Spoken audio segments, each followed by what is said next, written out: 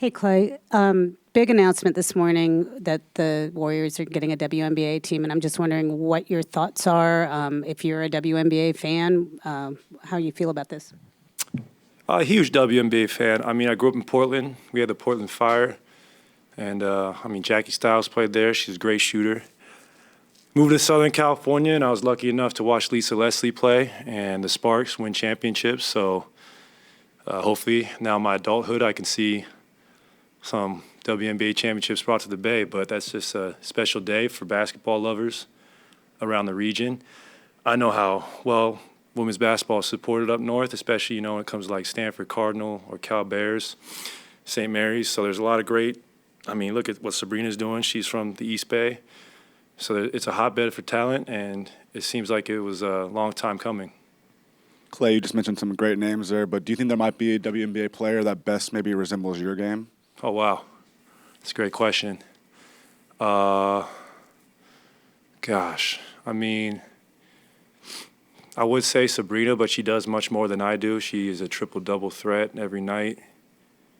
I love watching Caitlin Clark play because I know she's not in the league yet, but she's obviously going there just because of her ability to pull up from anywhere and score from anywhere. Ryan Howard for the Atlanta Dream. She's one of the better young players. Maya Moore was my favorite. I got to spend time with her at the Olympics, and she's one of the best basketball players I've ever seen. So there's just so many. I could keep going. And if you could name the team, what might it be? If I can name the team? Yeah. I really got to think about that. That's hard to just put me on the spot. But you got to do something that resembles the characteristics of the Bay Area. I'll think long and hard about that one. But, yeah, I'll let Joe know. Klay, Steve Kerr just said that having some fresh perspectives come in for a WNBA staff, could be a positive for him, learning from new faces and new ideas. What does that say about a coach who's as accomplished as Steve to say, okay, I'm going to go, learn some more? Yeah, well, that's just Steve. He's like one of the most humble people I've ever been around. And I know he's a huge supporter of women's sports, especially with his daughter playing volleyball at Cal. And I know he'll be a fixture at games here, so will the rest of us. And it's just really awesome that we have a team now, and the summer's got a little more fun. And I will definitely be doing a lot of bay crossings on the boat to come to these games. That's a fact.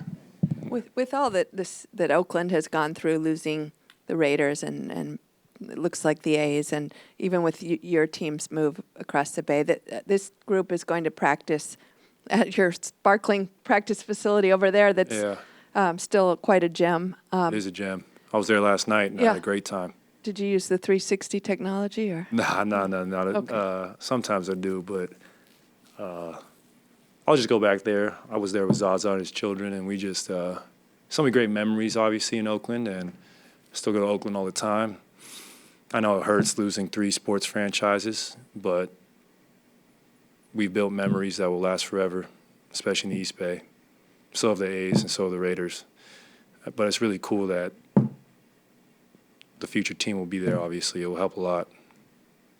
Do you imagine that'll do a lot for the fan bases, maybe of not just the WNBA team, but, all those teams? I think so. And I think it will women's basketball is so strong in the Bay right now. Oakland High won back-to-back state championships. That's incredibly hard to do. So I got to spend time with those young women, and they were just incredibly impressive people and great students. And hopefully with the WNBA team, it encourages more participation at the youth level. And obviously the viewership would go up here in Northern California, and with our support, it's going to be a great thing.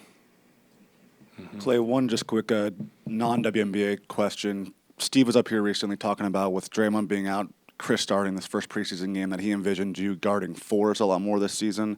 Just kind of want to ask about your comfortability defending in the post and how you envision your defensive role as well.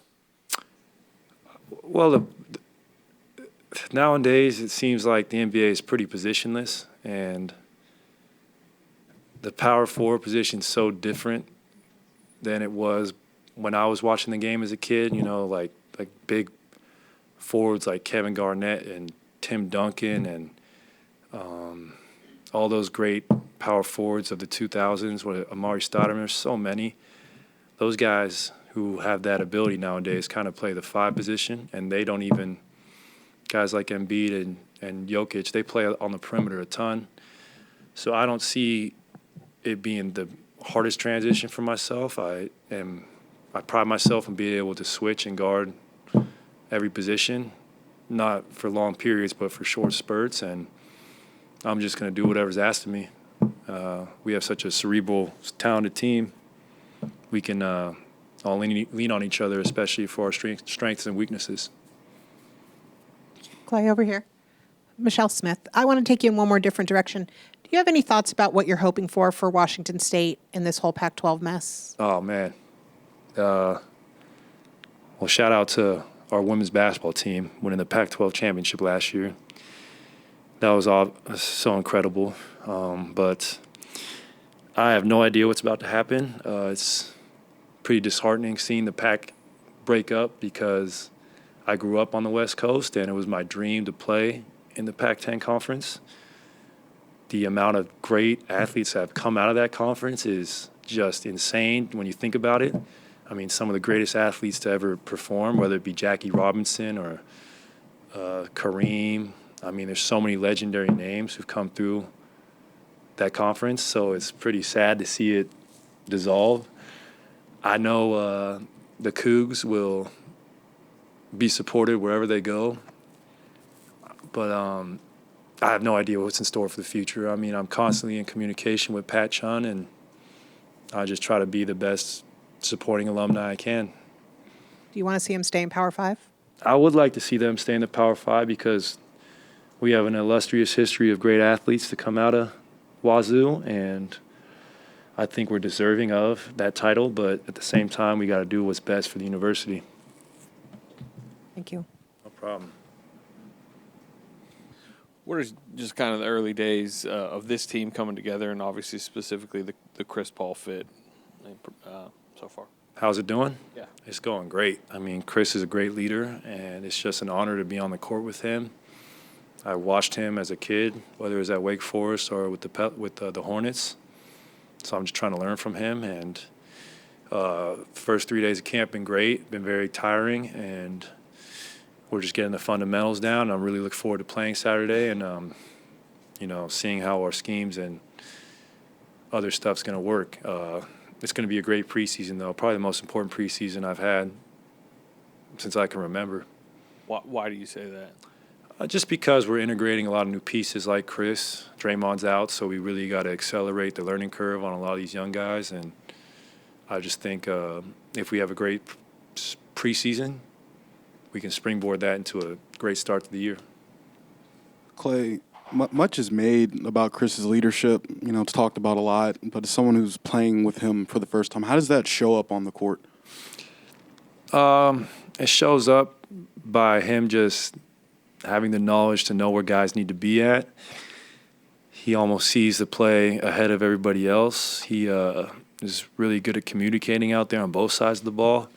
And lastly, he just hates to lose. I mean, he's so competitive. He always has been one of the best guys to compete against. And now I'm really happy he's on our side because he's been a thorn on our side for the last decade. He's been such a great player, and he's one of the best point guards to ever lace him up. Klay, this is more of a regular season game, but for the past couple of years, you haven't been participating in one end of back-to-backs and stuff. So with the league's new rule on just trying to get, participation up more, and then they obviously put the 65-game limit in for awards. Just what are your thoughts on that? Are you excited to have to play more, I guess? Yeah, I love to play. Before I went through these injuries, I was in the lineup every night, and I look forward to getting back to that point. Especially for the brand we've been able to build with the Warriors and to see the fans we have on the road, it hurts when you can't give them a show. I mean, I know how hard people work, especially in other cities, to come watch us play, so we take great pride in being available. And my favorite players growing up, like Kobe and Michael and Jordan, they played 82 games routinely. I'm going to shoot for that. If I get somewhere in the 70s, that's a great year for me.